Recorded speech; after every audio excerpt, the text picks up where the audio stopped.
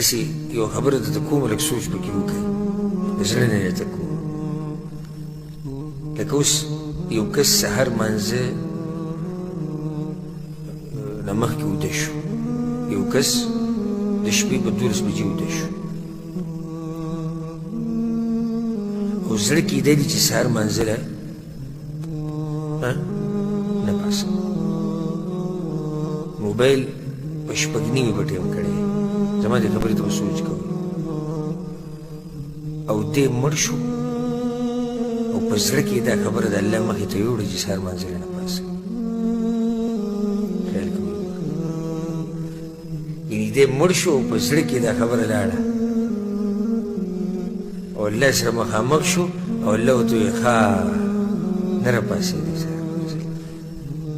څه وویل الله ته بله واوره د دې نه د یېرې